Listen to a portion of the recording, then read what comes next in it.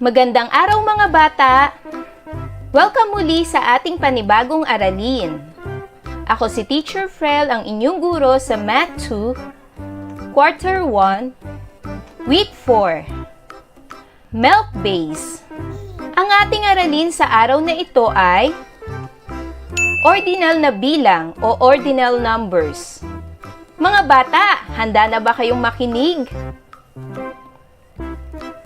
Layunin: matukoy, mabasa at maisulat ang ordinal na bilang ng mga bagay mula 1st hanggang 20th sa isang pangkat mula sa point of reference. Mga bata, magbalik-aral muna tayo mula sa ating pinag-aralan noong nakaraang aralin. Noong nakaraang aralin ay pinag-aralan natin ang tungkol sa expanded form. Ang expanded form ay isang paraan ng pagsulat ng value ng bawat digit sa isang bilang na naaayon sa place value nito. Nakatutulong din ito upang mabilis na mabasa ang bilang. Isinusulat natin ang bilang sa pamamagitan ng expanded form para ipakita ang value ng bawat digit. Halimbawa, ang bilang na 2,468. Ang 8 ay nasa ones place, ang value nito ay 8. Ang 6 naman ay nasa tens place, kaya ang value nito ay 60. Ang 4 naman ay nasa hundreds place, kaya ang value nito ay 400. At ang 2 ay nasa thousands place, kaya ang value nito ay 2,000. Kaya ang expanded form ng 2,468 ay 2,000 plus 400 plus 60 plus 8. Ganito ang pagsulat ng expanded form. Sa araling ito ay pag-aaralan naman natin ang ordinal na bilang o ordinal numbers. Ano ang ibig sabihin ng ordinal na bilang o ordinal numbers? Tingnan ng mga bata.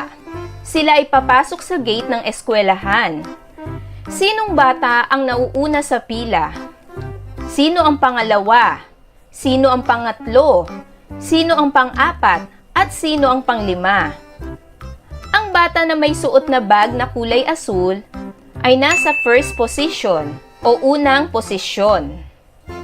Ang bata naman na may suot na kulay rosas na bag ay nasa second position o pangalawang posisyon. Ang bata naman na walang suot na bag at may hawak lamang na aklat ay nasa third position o pangatlong posisyon. Ang bata naman na may suot na kulay dilaw na bag ay nasa fourth position o pang-apat na posisyon. At ang bata naman na may suot na kulay lila na bag ay nasa fifth position o pang-limang posisyon. Ang mga terminong ito ay nagsasabi ng kinalalagyan o posisyon mula sa point of reference. Tinatawag itong ordinal na bilang o ordinal numbers. Naglalarawan ito at nagsasabi ng posisyon ng isang bagay sa isang serye o pangkat. Pag-aralang basahin ang ordinal na bilang. Narito ang salita at simbolo ng mga ordinal na bilang mula 1st hanggang 20th. Una kong babasahin ang salita at susunod ang simbolo. Tignan niyo mabuti mga bata. First, second, third, fourth, fifth, sixth, seventh, eighth, ninth, 10th, 11th, 12th, 13th, 14th, 15th, 16th, 17th, 18th, 19th, 20th. Makikita nyo sa ordinal na bilang na magkaiba ang salita at ang simbolo. Ang simbolo ay pinaiksing ordinal na bilang. Pag-aralan din ang tamang pagsulat ng mga simbolo. Pag-aralan naman sa Tagalog ang ordinal na bilang. Ganito basahin sa Tagalog ang ordinal na bilang. Ang first ay una. Ang second ay pangalawa. Ang third ay pangatlo. Ang fourth ay pang-apat. Ang fifth ay panlima. Ang sixth ay pang-anim. Ang seventh ay pampito. Ang eighth ay pang-walo. Ang ninth ay pang-siyam. Ang tenth ay pansampu. Una, pangalawa, pangatlo, pang-apat, panlima, pang-anim, pampito, pangwalo, pansyam, pansampu. Pag-aralan din natin sa Tagalog ang mga ordinal na bilang mula 11th hanggang 20th. Ang 11th ay pang-11. Ang 12th ay panlabindalawa. Ang 13th ay panlabintatlo. Ang 14th ay panlabing-apat. Ang 15th ay panlabinlima. Ang 16th ay panlabing-anim. Ang 17th ay panlabimpito. Ang 18th ay panglabing-walo. Ang 19th ay panlabinsyam. At ang 20th ay pandalawampu. Bilangin uli natin. Panlabing-isa, panlabindalawa, panlabintatlo, panlabing-apat, panlabinlima, panlabing-anim, panlabimpito, panlabing-walo, panlabing-siyam, pandalawampu.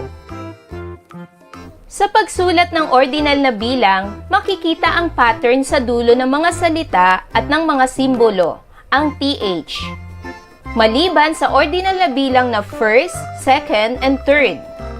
Ang ordinal na bilang na first at ang simbolo nito ay nagtatapos sa ST.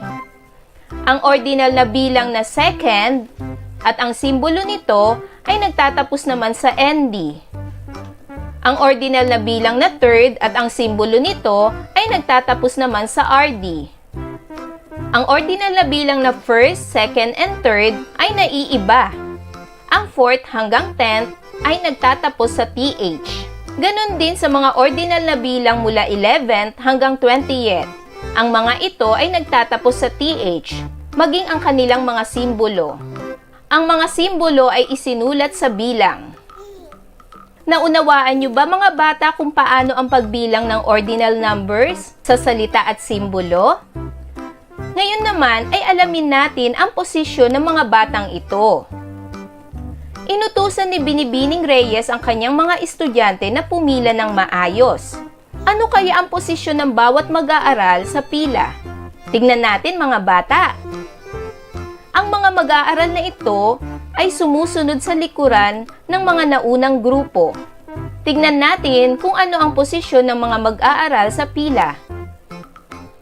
Si Kate ay nasa first position. Si LV naman ay nasa second position. Si Ann ay nasa third position. Si Nancy ay nasa fourth position. Si Betty ay nasa fifth position. Si RJ ay nasa sixth position. Si Karen ay nasa 7th position. Si Luke ay nasa 8th position. Si Luz ay nasa 9th position. Si George ay nasa 10th position. Si Ruth naman ang sumunod kay George. Kaya si Ruth ay nasa 11th position. Si Peter ay nasa 12th position. Si Beth ay nasa 13th position. Si Ken ay nasa 14th position. Si Rex ay nasa 15th position. Si Mia ay nasa 16th position. Si Roy ay nasa 17th position. Si Cathy ay nasa 18th position. Si Dan ay nasa 19th position. At ang panghuli at ang 20th ay si Jen. Si Jen ay nasa 20th position. Kayo naman mga bata, bilangin niyo muli ang posisyon ng bawat bata sa pila. Handa na ba kayo?